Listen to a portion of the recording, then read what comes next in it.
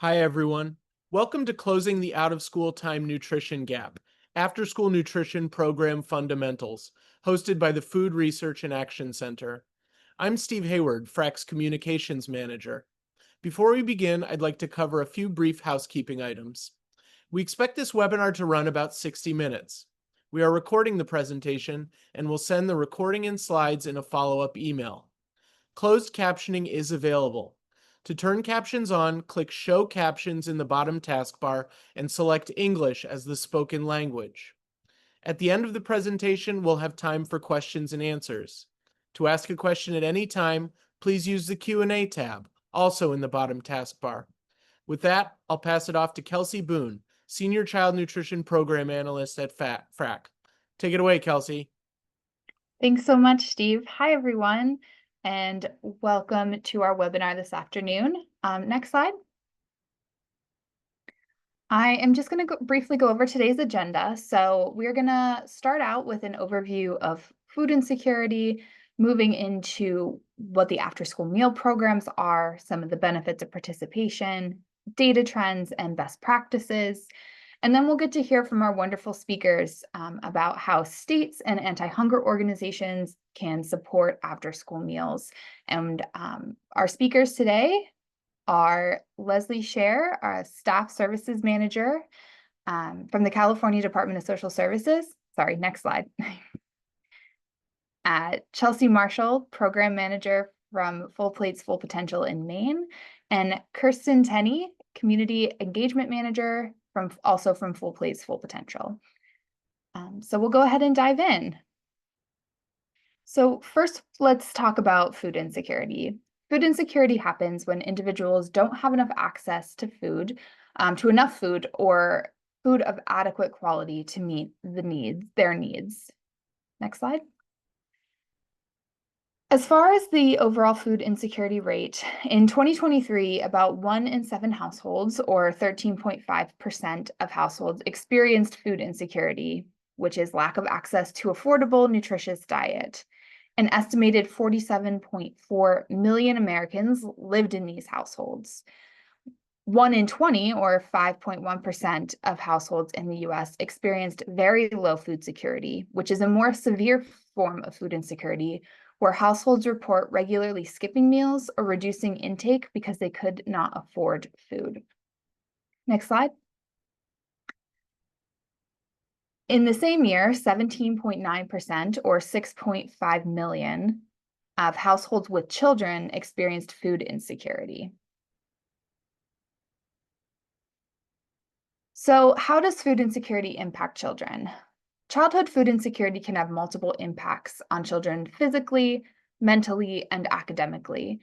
Children can experience delayed development or an increased risk of chronic illness, low energy, or other mental health issues such as anxiety and depression, as well as memory and behavioral issues.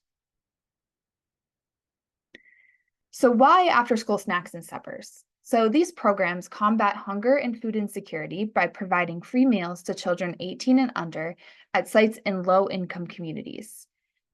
These programs support overall operations for schools, meal sponsors, and after-school programs by providing reimbursement for meals and snacks. The program is very flexible. That includes timing, meal options, locations, and partnerships. And finally, these programs ensure children have the nutrition they need to stay engaged and draws them into after-school programming. Next slide.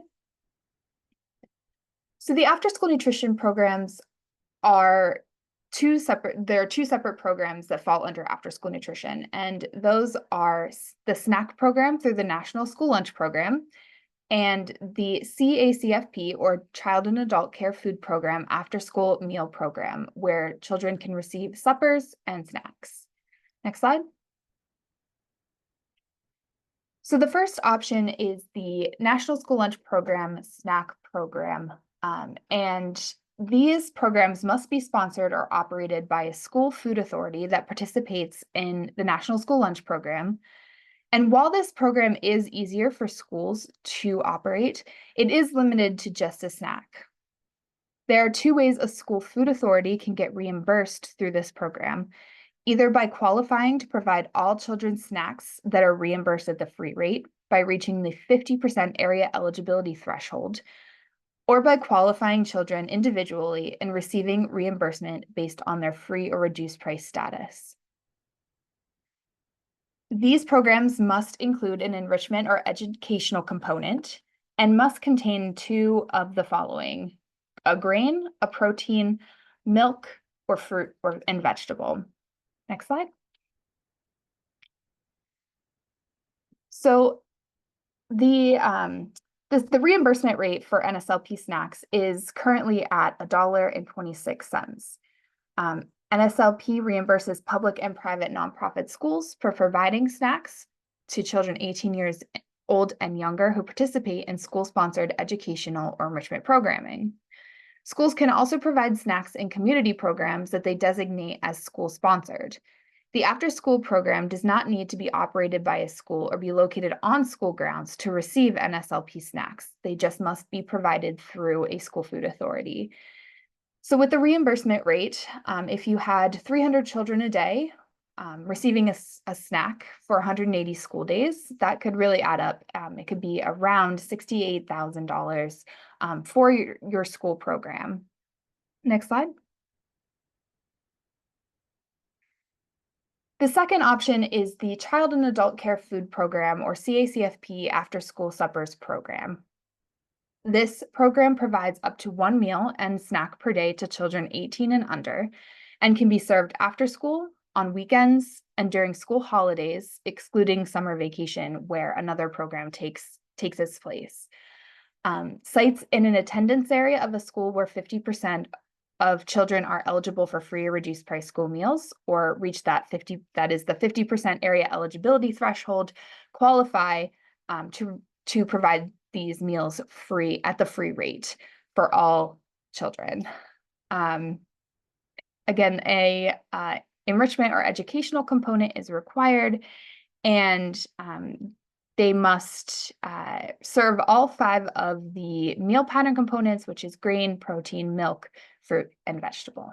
And only 2 of those are required for a CACFP snack. Next slide. So again, this can really add up. So a supper reimbursement is currently at $4.60. So for that same 300 children a day for 180 school days, that would come out to about $248,000. So it can really pay off for sponsors to be running the CACFP supper program instead of the NSLP snack program. Next slide. So right now, we're in a time where children need after-school meals more than ever. The new budget bill will cause SNAP cuts that will decrease food insecurity, including food insecurity for children, or increase food insecurity for children. And we need to make sure that we have all of the tools available to address that gap. So we are looking at after-school suppers to help step in and fill that gap. And as they are such a critical part of the response to these cuts. Next slide. So each year, FRAC releases an after-school supper report, and this is the link to these after-school supper report from last October. It is a yearly look at both CACFP at-risk suppers and snacks and NSLP snacks. This report tracks participation rates over the years and looks at the number of sites and sponsors and looks at trends in those, and contains state-specific data on participation. Next slide. So the after-school supper programs served 1.23 million children on an average weekday in October of 2023, which is an increase of 73,878 children, or 6.4% over October of 2022. Participation in the after-school suppers program remained low when compared to pre-pandemic levels, serving 193,731 less children in October 2023 than in October 2019. Next slide. We also look at the percent of overall after-school average daily participation coming from each program to see how much opportunity there is to move from snacks to suppers, which provide a higher reimbursement and better address the nutritional needs of children participating. In 2023, 49.5% of the overall after-school participation was in CACFP suppers and 12.4% in CACFP snacks, meaning that the 38.1% in NSLP snacks allows for this opportunity. Next slide. Here we have some top line findings from our report in 2023. As you can see, just over 1.25 million children were served by the after-school snack programs on an average weekday in October 2023. And that is between both NSLP and CACFP. And 1.23 million children were served by the after-school supper program on an average weekday in October 2023. Participation in after-school suppers remained low, like I mentioned, in comparison to pre-pandemic levels. And just one child for every 16 participated in the after-school supper program for every 16 that received a free or reduced price school lunch in October 2023. So that means there is a lot of room to grow these programs. While there was an increase in CACFP after-school sites and NSLP after-school sites, there's still a lot of room to grow. Next slide. And here are just some state findings from October 2023. So we did have 31 states that moved in the right direction and increased their participation rate in after-school suppers in October 2023 compared to 2022. And 7 of those states actually increased by more than 25%.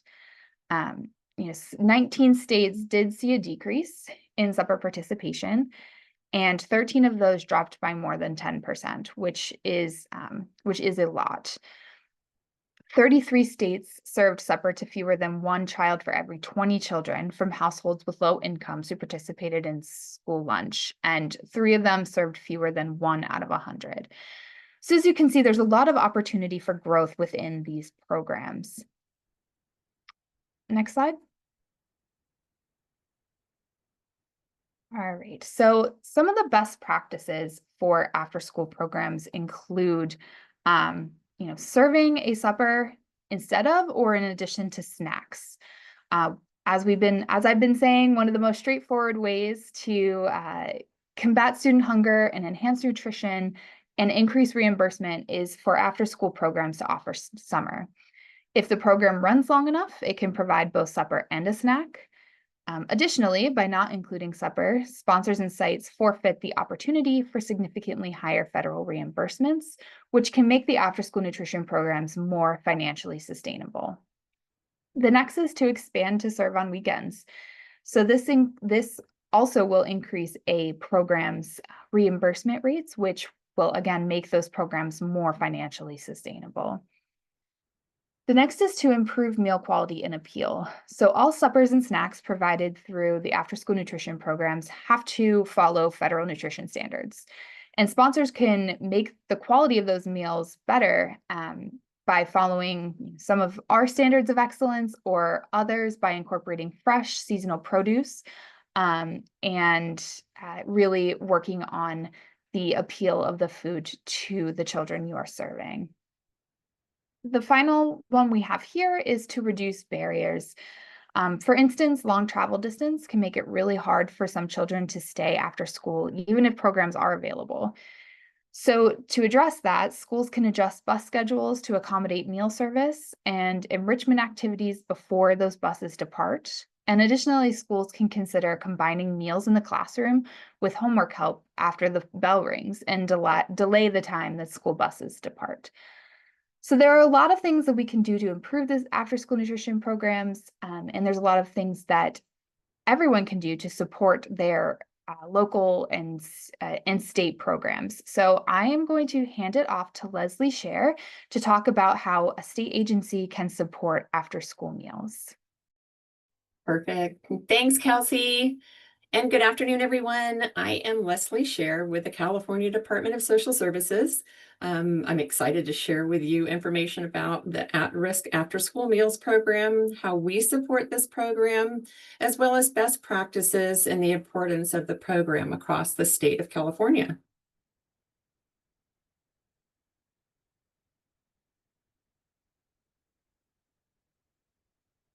Okay, so the at-risk program for at-risk youth in California is critical for many reasons.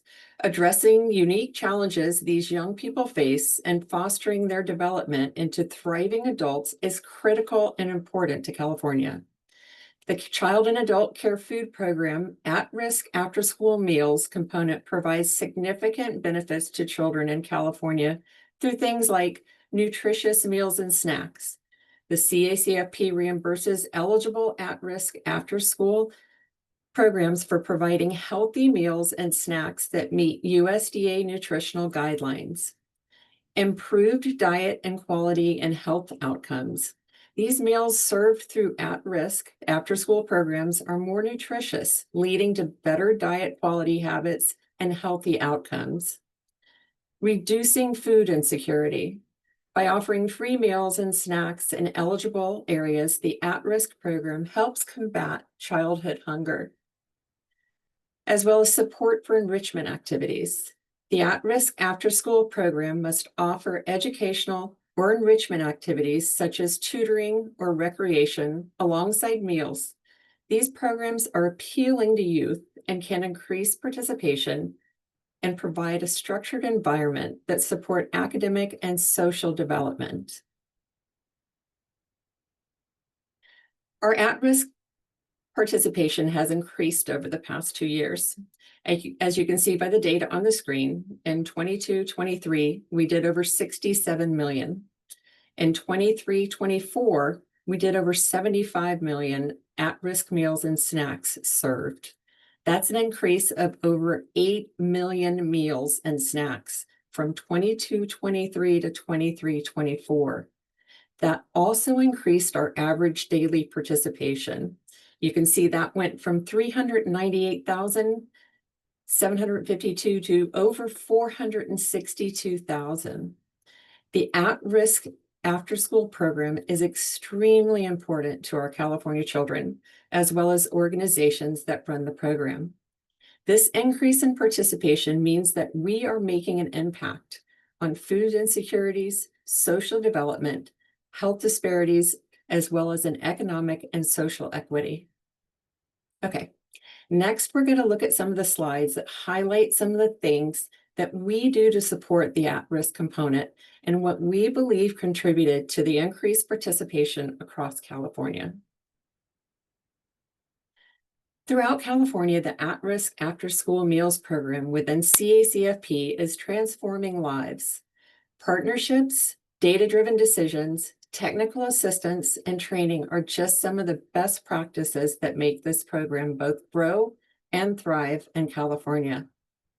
Through our partnerships, the CDSS collaborates with sponsoring organizations to administer the CACFP At-Risk After-School Program across California. These organizations are provided administrative guidance, as well as technical assistance and training to support and grow their program. Reaching census areas considered low-income and rural provides children the benefits, as I mentioned earlier, of nutritious meals, snacks, improved diet, quality healthy outcomes, as well as reducing food insecurity, and also allowing the enrichment activities. Our data-driven decisions are supported directly by our Data Innovation Unit, which provide our partners as well as participating agencies program data and metrics that enable operators not only to stay informed, but also the ability and empowered data-driven decisions that support program growth and expansion. Data is not just numbers. It is a compass that helps guide CDSS in its mission to serve those at-risk children across California. Through technical assistance, the CDSS provides multi-layers of support from its CACFP branch and field consultants who conduct on-site visits, monitor compliance, and assist with program operations. This includes guidance on record keeping, menu planning to meet the USDA nutrition standards, and navigating the administrative review process. This ensures the program operators meet regulatory requirements and maximize benefits for participants. Our available training provides comprehensive training for CACFP operators, including those in the at-risk after-school meals program. Training covers program regulations, performance standards, things you've heard of like financial management, administrative capability, and program accountability, as well as meal pattern requirements and civil rights.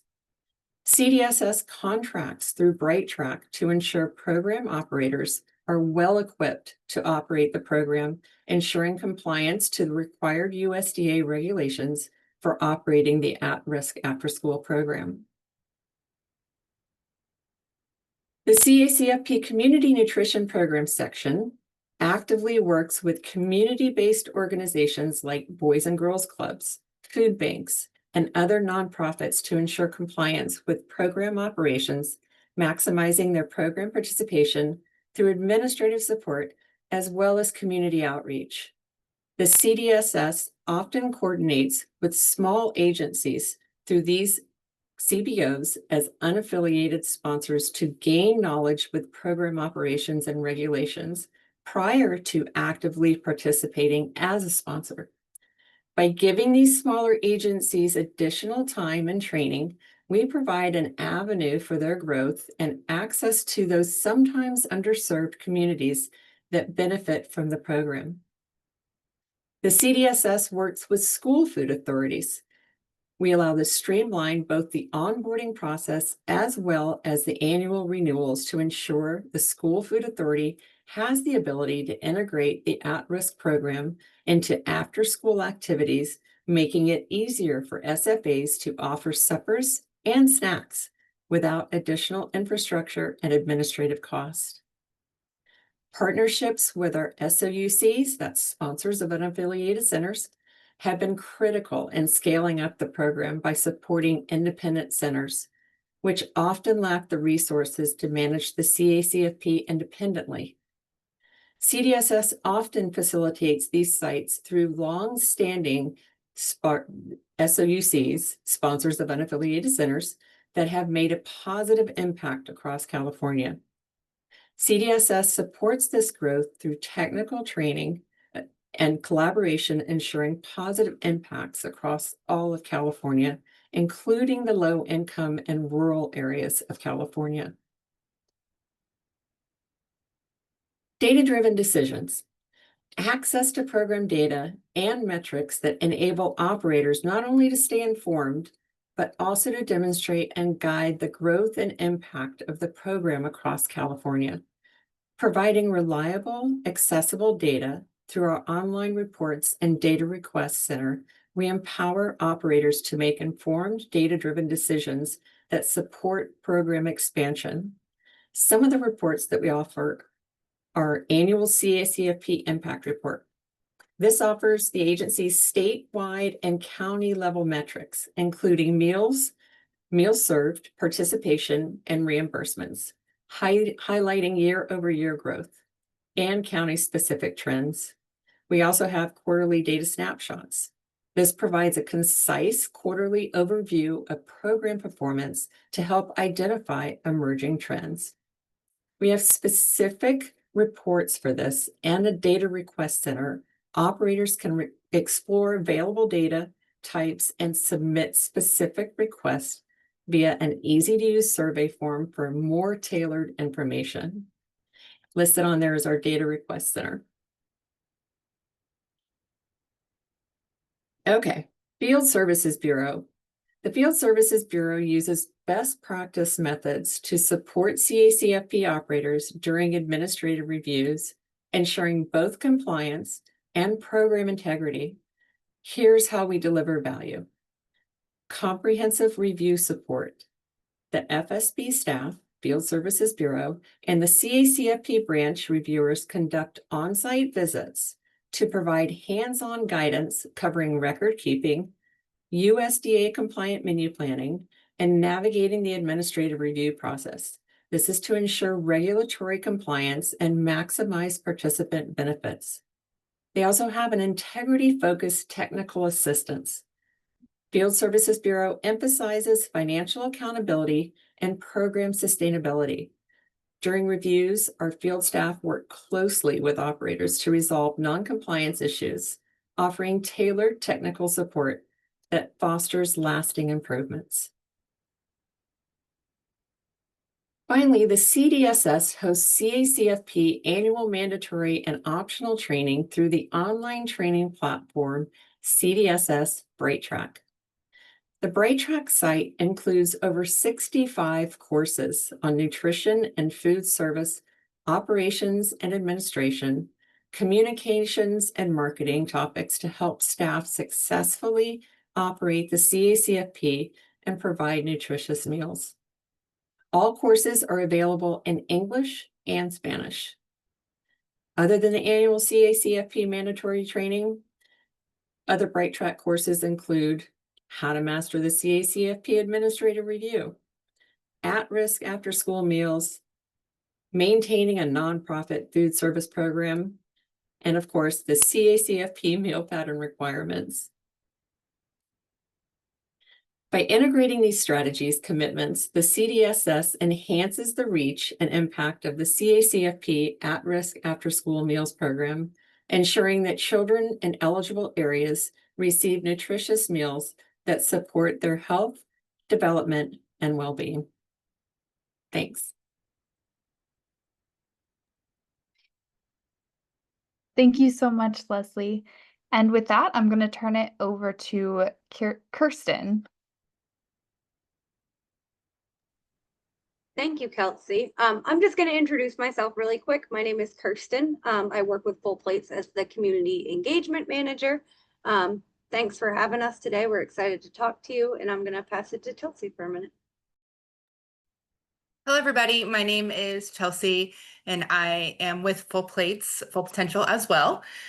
We are a nonprofit organization that covers the entire state of Maine, and our mission is ending childhood food insecurity in Maine by strengthening and maximizing the use of child nutrition programs. And then we also provide implementation support and grant funding, which we'll be talking about a little bit later in our presentation. So next slide, please. Okay. Next slide. So I'm going to talk a little bit about the after-school meals landscape here in Maine. Just some general childhood food insecurity facts about our state is 1 in 5 children in Maine are food insecure, and that is the highest rate in New England. So in Maine, when it comes to after school, I'll be mainly focusing towards the CACFP, because as an organization, we focus on federal child nutrition programs, and also that provides a robust meal for students once they end their school day. So in Maine, we have LD 577, which is legislation that eligible schools must participate in the CACFP after school at-risk program or opt out via school board vote. This legislation is based on an earlier law pertaining to summer meals, where if sites were community eligible, they have to participate or opt out through community discussion. We saw a great uptick in sites. So LD 577 was modeled after this. So for the school year 24-25, we had 184 sites required to participate. We had 35 sites opt into the program, 29 sites opted out. As of the last update, we had 120 that needed to take action.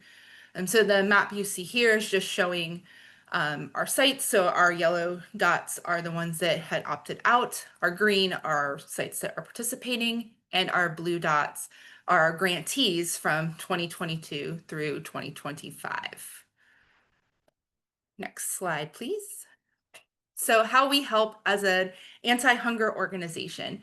So we have several facets of our work that pertain to the CACFP. One of them is we convene an out-of-school mealtimes work group. So this is a virtual work group so that folks from across the state can meet up in a virtual space. And can be directors, managers. We have organizational operators such as YMCAs and Boys and Girls Club. This is a chance where they can meet, share experience, and collaborate for problem solving. And they meet on a monthly basis. For half of the year, we focus on summer meals. And for half of the year, we focus on the CACFP. So different participants can drop in and out based on the programs that their sites operate. Sometimes we'll invite guest speakers to come in as well, or we'll have a site highlight the work that they are doing. They have opportunities to share recipes, so it's just this environment for collaboration. We also have grant funding specifically tailored to the CACFP. So we have a larger grant, and then we did a small mini grant this year to celebrate CACFP week. So these are funding opportunities that allow the startup of the CACFP. And this grant funding was instrumental with the passage of LD 577, along with our child nutrition consultants to help get programs up and running. It also allows them to scale larger or sustain. And then the mini grant allowed them to celebrate CACFP week with things like taste tests. We also host webinars as an organization. So we've brought in guest speakers, we've invited our state agency to present. And what's nice about being able to host the webinar is we kind of take that capacity lift and then invite folks in to speak to our operators or our potential operators. And then we have our implementation support, which looks a lot of different ways. So we do participation reminders out to sites under LD 577. We did an opt-out survey to reach out to our providers who had chosen to opt out to find out what the barriers were in our state. We had 14 school districts respond to the survey this last year, with the biggest barrier they're reporting being the staffing and labor component, the having qualified after-school enrichment, or transportation. Maine is an incredibly rural state. We also have we do site visits. So we'll go out, visit our operators, sit down and talk with them about what their challenges are, what successes they are having, what are some things that they are doing at their site that we could share out that somewhere else across the state they could replicate that at their site. And we have implementation support. So we have child nutrition consultants who are retired food service directors who can come in and help folks where they are at in their kitchens to give them that extra helping hand.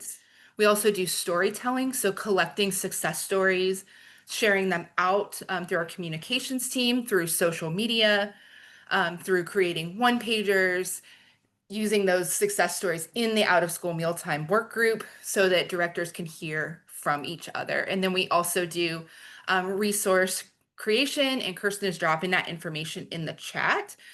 So we have a robust page built out for summer, and we're still currently building our CACFP resources, but things that just help make the lives of our operators easier as they navigate the CACFP.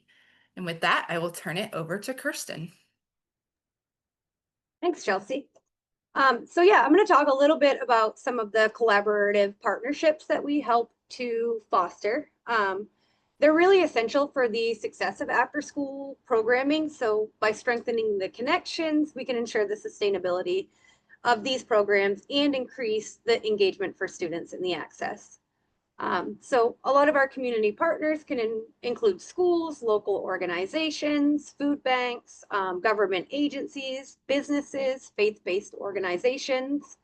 And each one of them really plays a unique role from expanding the reach or to providing resources and funding or enhancing the program quality overall. And so we've seen that with expanding the reach and participation that, these partnerships can help to identify more children and get the outreach out to them. And also, yeah, being able to share that outreach. We're in Maine. It's like one big small town. The whole state is. And so that word of mouth is like crucial to these programs operating. And so being able to have, kind of that no wrong door where people are able to share what others are working on and making sure that the after school meals the outreach is accessible to families so they know where to find them and what they are and why they're important.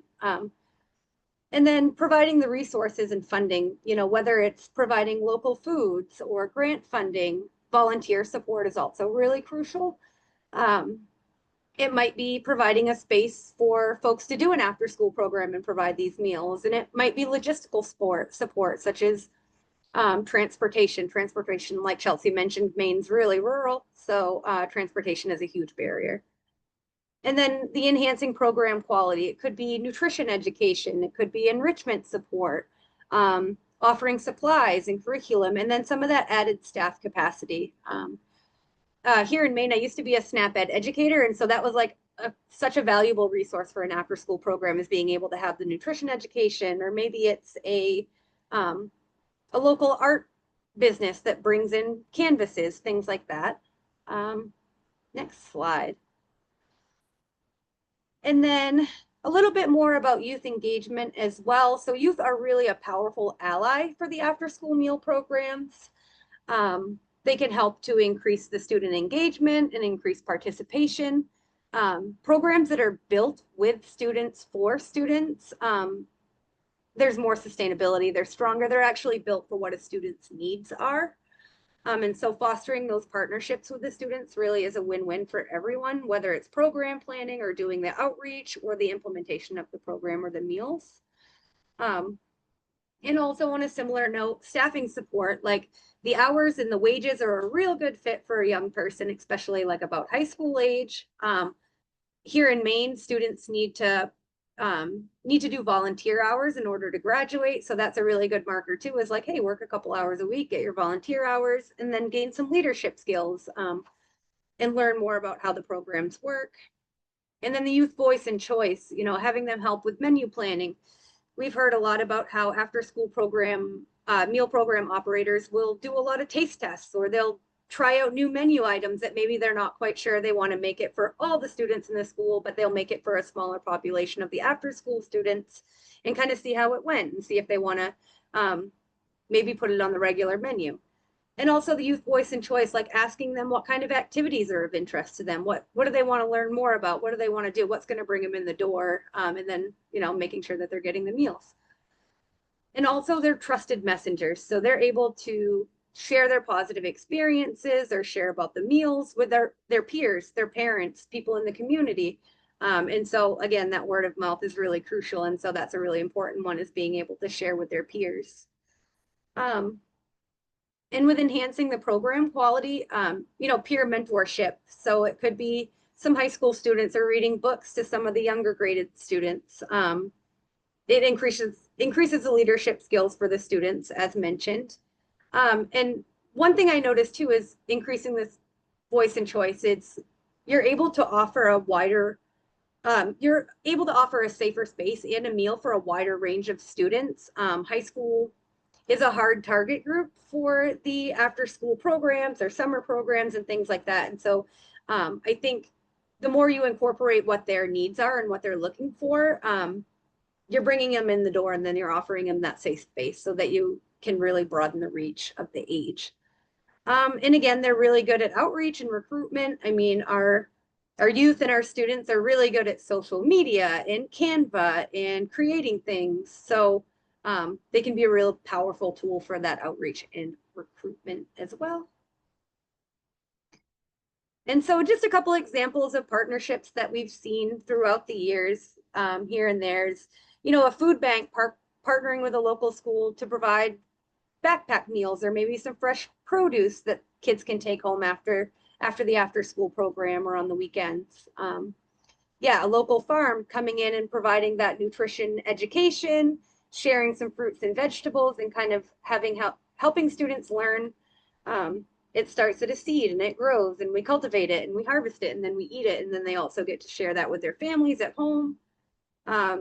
YMCA's partnering with community centers to provide the space so that they can do the meals and the engaging enrichment activities. One of my favorite is like a partnership with the Parks and Rec department to work with the local meal providers, whether it's distributing meals at parks or community centers.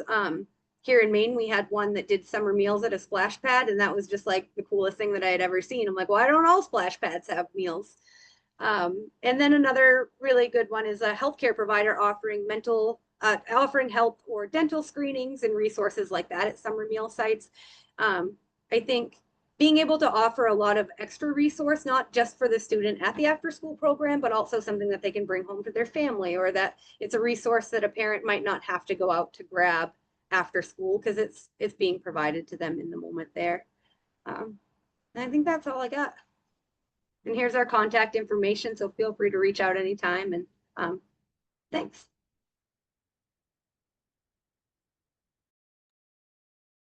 Thank you so much to all of our speakers. There are some links from Full Plates in the chat, so you can check those out. I just wanted to put up some of RAC's resources.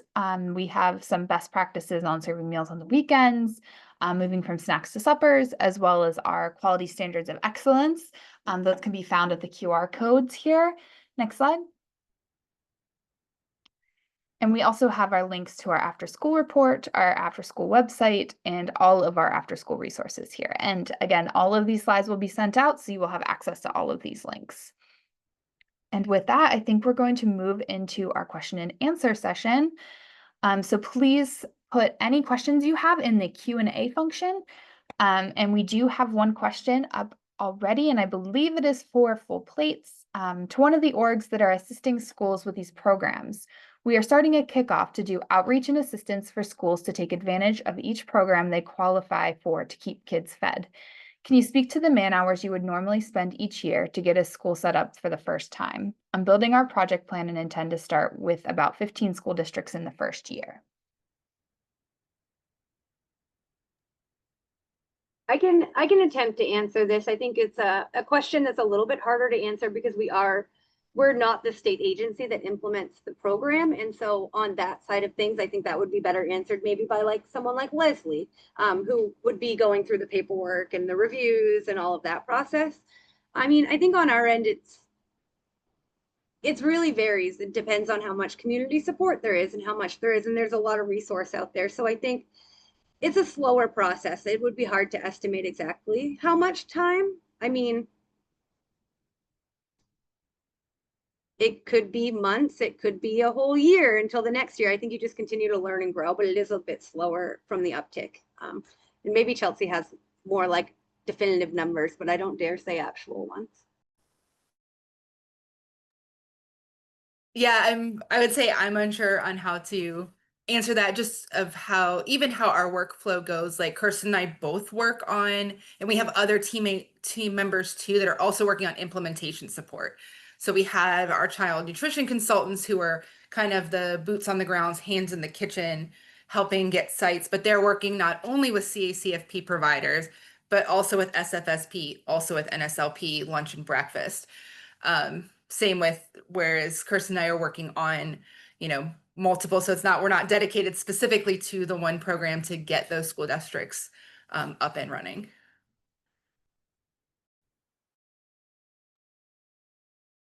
Yeah, this is a challenge, right? So I would say if you could provide more specifics on, is it an organization that is directly related to the school? Is it a county office of education, or is it the school itself? Because I know in California, we try to streamline for schools so that it makes it more accessible for them to run the programs. If you could give some more specifics about it, we might be able to, giving man hours on that would be difficult, and not knowing the whole thing. But I can tell you that within California, we do everything in our power to try to streamline it for SFAs to come onto the program. And that really, it depends on how many sites they bring on, because you're grabbing and catching the eligibility for each site. Is the school going to run the program, or is the organization going to run the program? There's a lot of different things that you'd have to think about. I wish I could be more specific, but if you could provide more of the specifics on it, I might be able to narrow down on a more man hours time for you. Hopefully that helps a little bit. And we can also connect after her the question, the person asked the question after. Are there any other questions? There were some questions in the chat. previously. One was, what is the basis for serving weekend meals? Is participating in a program required? And the answer to that is yes. If a program wants to serve weekend meals, there must be an educational or enrichment component, and it must meet all the requirements to run the CACFP after school meal program as well, including the 50% area eligibility. Let's see.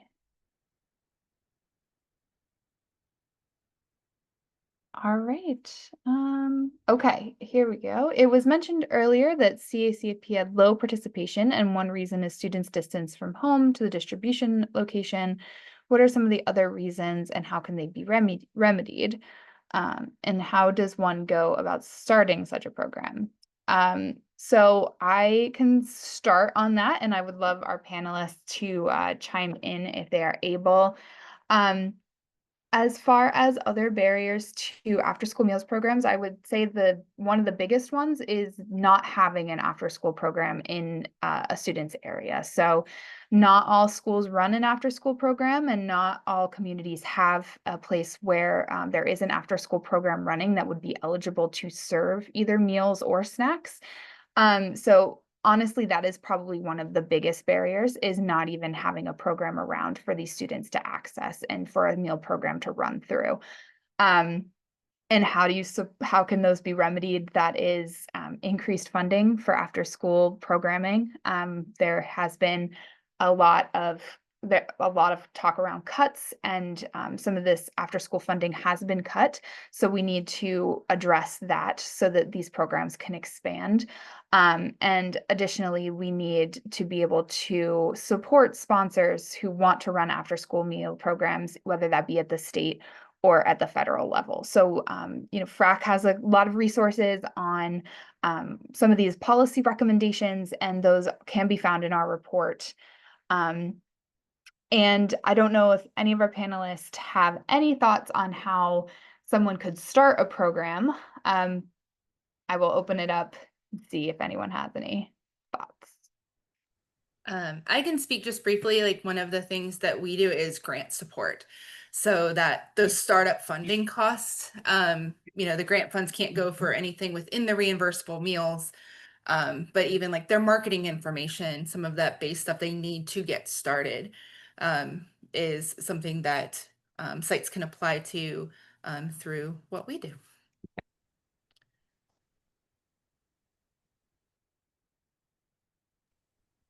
Great. Okay, I'm going to mention something that I mentioned earlier in the small presentation that I did, that one of the things that California does is we have a lot of agencies come forward that are small, right? And they want to be on the program, but they don't have the knowledge yet or the funding. So we find and help them with finding sponsors of unaffiliated centers. In California, we're privileged to have over 1,700 sites, right? So we're a large state.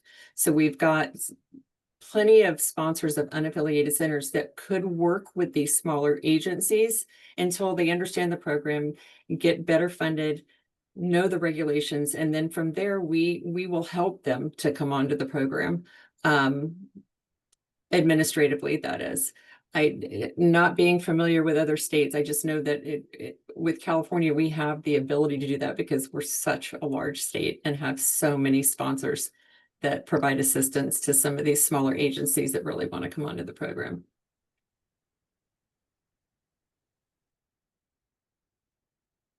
Wonderful. And there is a link to the After School Alliance toolkit on starting a program that is also in the chat, which, or I will put it in the chat. It was in, sorry, it's in the Q&A. Let me put it in the chat.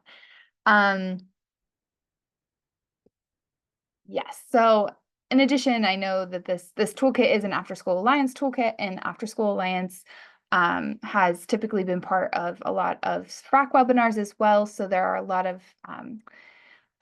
of recordings of past FRAC webinars on our YouTube that could help with that topic area as well. So the next is, are suppers intended to be a take-home meal, or do they need to be consumed during the after-school program? So these meals are not typically intended to be take-home meals. There are a lot of flexibilities, but there do need to be that enrichment educational activity, and these students do need to be on site to receive the meals. So yes, there are some different pieces and different programs that allow for other flexibilities, but typically no, they are intended to be served during the enrichment of the activity.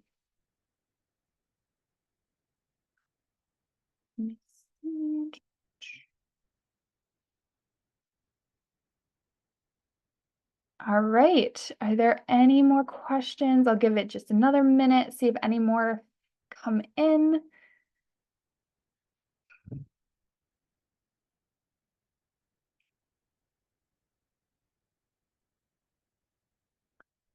All right, so the question is, can you say more about the enrichment and nutrition education requirement in the CACFP programs? How does it work? What are the requirements, and is there funding for educators? I will probably need some backup from Leslie on this one, but I do know that the enrichment and education or educational activity, it's not a nutrition education, it is any kind of education requirement. It is pretty flexible. It cannot, but it does need to have that education piece to it. It cannot just be an after school sport. It has to have some sort of enrichment to it. Leslie, do you have any additional thoughts? Sure, that's one of the areas that we work closely with a lot of agencies on. Enrichment is a broad term, right? But when you're talking enrichment, everything from educational to nutritional. We got a lot of agencies that look at farm to fork, and they're working with kids in the afternoon, growing their own gardens. That's enrichment. I would encourage you to work closely with your administrative agency, whatever state you're in, and get it, talk with them about it, because it's not just enrichment on nutrition, it's a broad compass. So as far as funding, some states have grants and other things. The funding that we would, or if you're looking at it program perspective wise, the funding comes from the meal reimbursements that you get back when you claim the meals monthly. And that's the funding that you use to allocate to certain portions of the program. Hopefully that answers the question. And there are other funding opportunities for after school programs. You just need to look at within your state. Some states have funding, have specific funding streams. And sometimes there are grants that that you can find for after school programming.